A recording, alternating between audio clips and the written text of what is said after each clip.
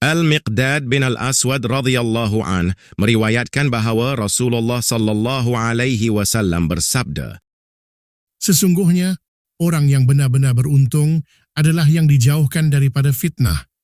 Sungguh, orang yang benar-benar beruntung adalah yang dijauhkan daripada fitnah. Sungguh, orang yang benar-benar beruntung adalah yang dijauhkan daripada fitnah. Dan bagi orang yang diuji, lalu dia bersabar, alangkah bagusnya.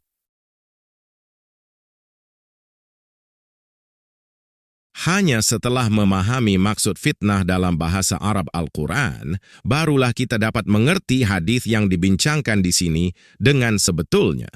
Fitnah yang dimaksudkan itu adalah lebih mudah difahami begini. Ujian yang mengandungi godaan untuk memeisongkan seseorang dari jalan Tuhan yang boleh memudaratkan iman, membahayakan akidah, dan merosakkan agama, yang akhirnya akan menyebabkan dia diseksa di dalam api neraka. Oleh itu, ayuh sama-sama kita merenungi sabda Nabi sallallahu alaihi wasallam dalam Sunan Abu Dawud 4263 titik tumpuan perbincangan kita.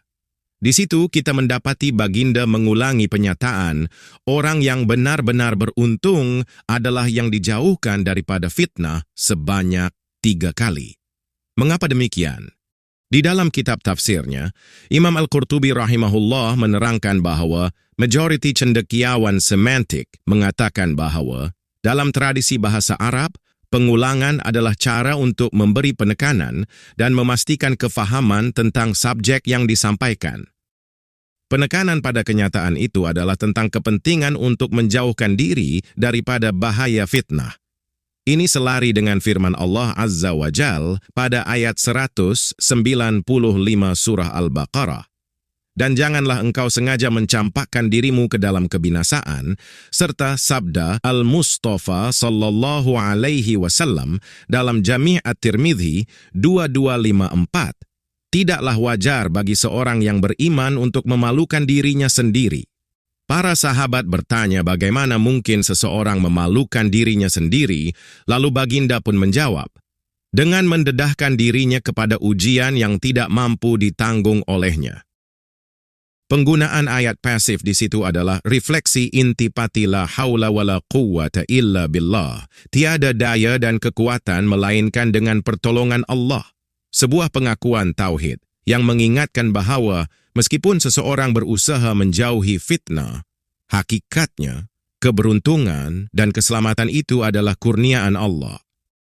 Selain itu, ia juga suatu ekspresi adab dalam memberikan segala pujian dan penghargaan kepada Allah Subhanahu wa Ta'ala, sebagaimana firman-Nya pada ayat 79 surah An-Nisa. Apa-apa sahaja kebaikan yang engkau peroleh adalah daripada Allah, dan apa-apa sahaja keburukan yang menimpa dirimu adalah daripada dirimu sendiri. Kemudian, bagi orang yang diuji, dia diperintahkan untuk menghadapinya dengan sabar. Biar apapun situasinya, seorang yang beriman sentiasa berada dalam keberuntungan, sebagaimana sabda Nabi Muhammad sallallahu alaihi wasallam dalam Sahih Muslim 2999. Sungguh menakjubkan keadaan seorang yang beriman.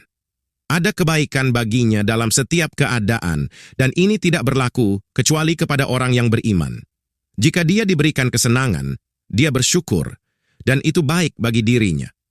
Dan jika dia ditimpa kesusahan, dia bersabar, itu pun baik bagi dirinya. Bagi memastikan kita benar-benar memahami hadis perbincangan ini, kita perlu mengaplikasikan intipatinya ke dalam hadis fitan yang lain. Untuk itu, kita akan menggunakan sebuah hadis riwayat Ibnu Umar radhiyallahu an dalam Musnad Al-Bazzar 6192 yang telah dinilai sahih oleh Syekh Al-Albani rahimahullah. Rasulullah sallallahu alaihi wasallam bersabda, 2 ekor serigala rakus yang membaham dan membinasakan sekawan domba tidaklah sebahaya mana berbanding bahayanya cinta kepada kedudukan dan kekayaan terhadap agama seorang Muslim. Seperti mana yang telah diketengahkan dalam artikel sebelum ini, saat sedikitnya ulama, kita telah dibesarkan dalam budaya yang mengagungkan status selebriti, di mana dunia di sekeliling kita sentiasa memperkukuh tanggapan bahawa bercita-cita untuk meraih kemasyhuran dan bermegah-megah dengan kehidupan serba mewah adalah sesuatu yang tidak salah. Ini ditambah pula dengan didikan agama yang sekadar adat yang diwarisi tanpa benar-benar difahami, telah membentuk suatu persepsi yang tidak dapat dipersoalkan lagi. Namun, sebagaimana amaran Nabi SAW, cinta kepada nama dan harta adalah ancaman kepada hidup beragama. Dalam Sahih Muslim 2965, apabila Ar-Rasul SAW memberitahu bahawa Allah mencintai hambanya yang tidak suka dikenali, ia mengingatkan kita tentang betapa bahayanya dambaan pengiktirafan kerana ia akan menjauhkan seseorang daripada rahmat Tuhan. Ia juga menghakis kemanisan cinta kepada akhirat, sebagaimana kata-kata Bishr bin Al-Harith rahimahullah dalam At-Tawaddu' wal Khumul 72. Selain itu, seperti mana sabda Nabi SAW dalam Sahih Al-Bukhari 6060, cinta kepada pujian boleh memusnahkan hati seseorang. Malahan, seperti sabda baginda dalam Sunan Abu Dawud 5229, cinta kepada penghormatan orang pula akan menggelapkan masa hadapan akhirat. Sabda Rasulullah SAW dalam Jami' At-Tirmidzi 2336, setiap umat ada fitnahnya, dan fitnah umatku adalah harta benda, serta sabda baginda dalam Sahih Al-Bukhari 3241. Aku melihat ke dalam syurga, dan aku mendapati majoriti penghuninya adalah orang miskin, menunjukkan kekayaan adalah fitnah yang sangat menakutkan. Harta benda asalnya bukanlah sesuatu yang buruk, namun ujiannya sangatlah berat. Firman Allah pada ayat 6 hingga 7 surah Al-Alaq menegaskan bahawa apabila seseorang melihat dirinya serba cukup, dia akan mudah melampaui segala batas sehingga lalai daripada tujuan sebenar kehidupan. Apabila cinta terlalu dalam, seseorang akan terhumban ke lembah ketamakan, sehingga dia akan menjadi geram apabila gelarannya tidak diakui atau statusnya dirasakan tidak dihormati. Ini adalah tahap parah. Pada peringkat ini, iman sudah pun hilang, kerana sabda Rasulullah SAW dalam Sunan An-Nasa'i 3111, ketamakan dan keimanan tidak akan bersatu di dalam hati seorang hamba.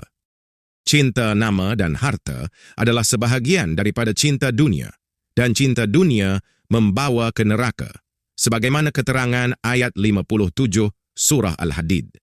Apa yang lebih bahaya adalah apabila agamawan yang menzahirkan cinta itu, kerana ia akan membawa nama buruk kepada agama yang suci ini. Setelah kita memahami bahawa cinta kepada populariti dan kemewahan adalah fitnah yang mesti dijauhi, bagaimana pula dengan sabar dalam hal ini? Seseorang yang dikurniakan kedudukan dan kekayaan tidak semestinya harus mencintainya. Di sini, sabar yang dimaksudkan adalah menahan diri daripada melekat padanya. Dengan itu, dia dapat menjalani kehidupan yang lurus dengan memanfaatkan dua kurniaan itu sebagai saham akhirat dan demi kepentingan agama Allah, sesuai pengajaran ayat 88 surah Al-Hijr dan ayat 15 surah Al-Mulk.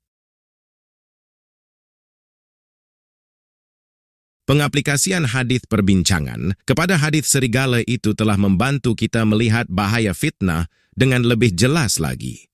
Namun, bagaimanakah pula cara untuk menghindarinya?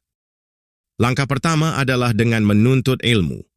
Kedua, untuk mendapatkan perlindungan Allah, seseorang hendaklah beriman dan bertawakal sepenuhnya kepadanya. Ketiga adalah ikhlas, bebas daripada segala bentuk syirik. Keempat, seseorang mestilah banyak mengingati Allah. Dan kelima adalah dengan kekal bersama al-jamaah dan teguh di atas jalan Nabi Muhammad SAW dan para sahabatnya.